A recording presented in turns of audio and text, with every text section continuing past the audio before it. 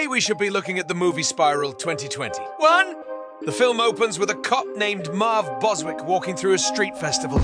He is pickpocketed and pursues the perpetrator through the crowd and follows him into the sewer system. Boswick is then attacked and knocked unconscious by a figure in a pig mask. When he awakens, Boswick finds himself on a subway track. He is standing on a stool, bound by razor wire, and his tongue is screwed into a vise. A TV also placed on the track turns on, and he sees a video from someone mimicking the Jigsaw killer from the Saw films.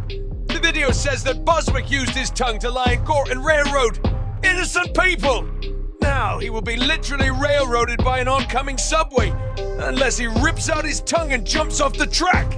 Boswick struggles and eventually rips off his tongue, but is to no avail, as he is too slow and is crushed by the train. We cut to a man named Zeke committing a robbery with his gang. As his gang tries to escape, they are surrounded by cops. It's revealed that Banks is an undercover agent, because he didn't inform his precinct of this heist. They blew his cover. Huv Banks has no choice but to return to his role as a detective. Captain Angie Gaza assigns him a rookie partner named William Schenk.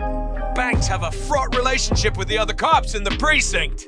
Schenk learns that they despise him because he turned in a dirty cop. Banks also feels inferior because his father Marcus was the precinct's old campus and a beloved cop. Schenk remarks that Marcus is the reason for everything he does. Banks and Schenk investigate the killing in the subway, not knowing that the corpse is Boswick. The pair also bond, with Banks telling Schenk that he is divorced and doesn't trust women. Schenk replies that he is happily married with a young son. After they return to the precinct, Banks gets a package with a used drive. On it is a message played by the new Jigsaw killer. The killer uses a pig marionette dressed in a police uniform as his avatar. The killer explains that he intends to reform the police through his actions. It ends with an image of a spiral painted on the wall of the courthouse.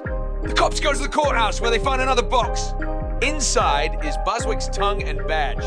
The police now realize the killer is targeting them, and that Boswick was killed in the subway. Banks pays his respects to Boswick's widow and has an argument with his ex-wife, who's also there.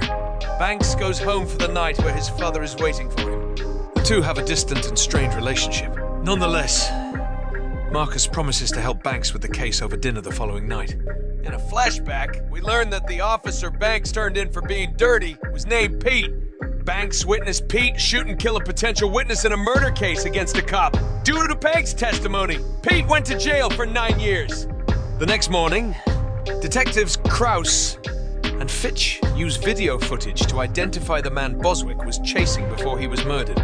They decide not to tell Banks as they hate him. Fitch goes to a warehouse where he believes the suspect lives, but finds nobody there. Instead, he is knocked unconscious by a cloaked figure. When he awakens, he finds himself in a trap.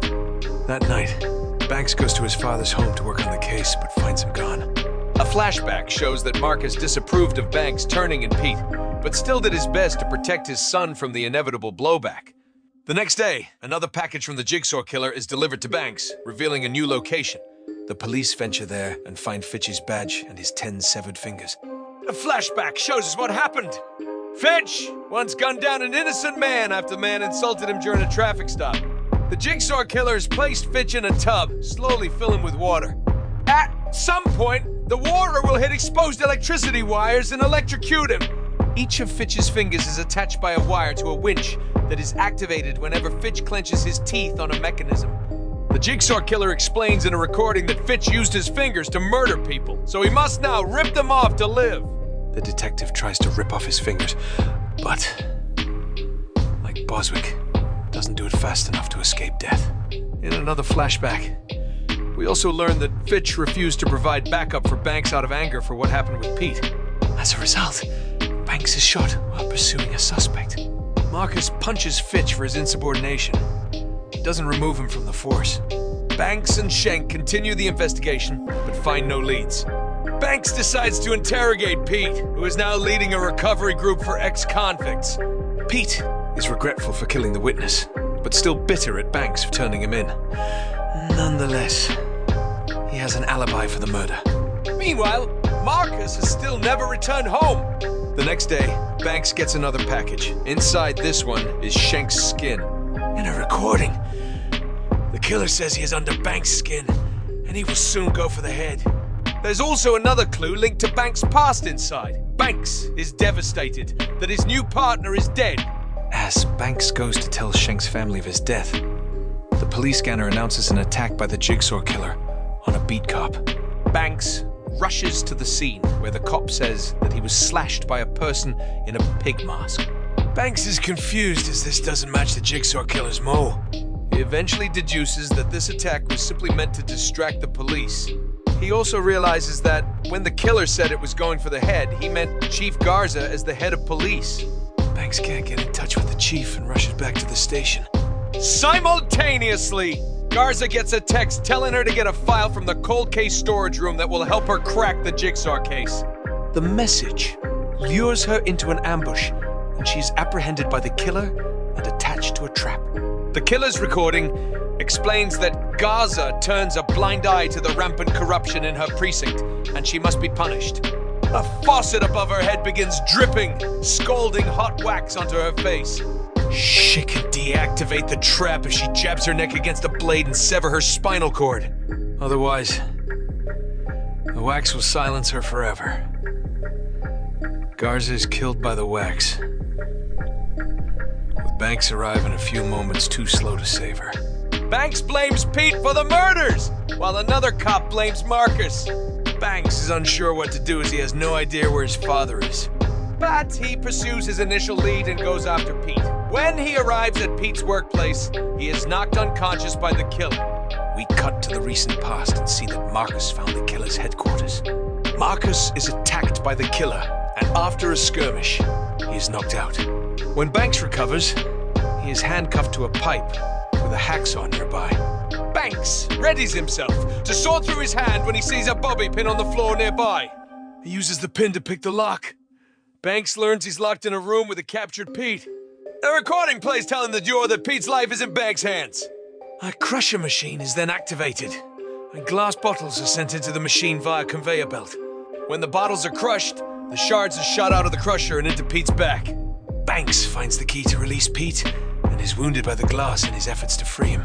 Although Banks frees Pete from the trap, Pete dies from his wounds. The door opens and Banks walks out to find Schenk! It turns out that Schenk is the new jigsaw killer. We learn that Schenk was the son of the witness that Pete murdered. Banks made sure that Schenk wasn't also killed after helping him stay hidden after his dad was shot. Schenk explains that he faked his family so that people wouldn't suspect him as a killer, and that the skin with the tattoo on it was actually Boswick's skin that he tattooed after Boswick died. Schenk also explains that he was inspired in this mission by John Kramer, the original jigsaw killer.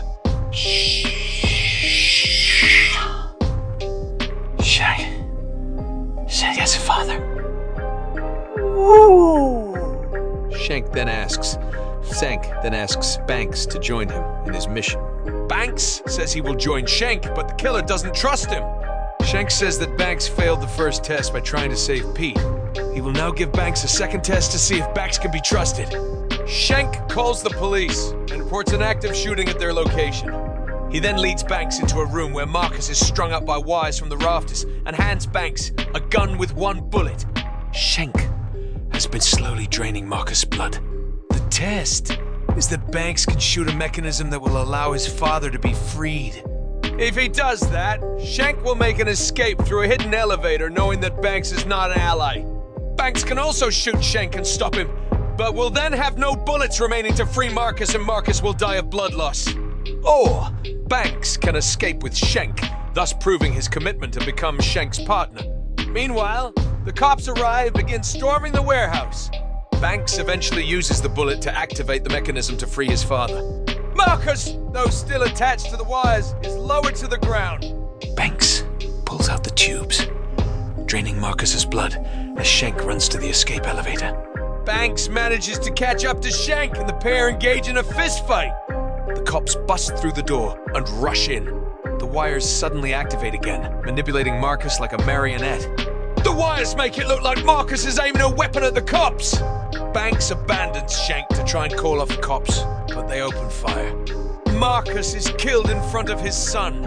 As Banks screams out in rage, Shank disappears in his elevator with a smile on his face. Well, here ends our today's recap. Consider sharing the video and subscribing to our channel to support our work.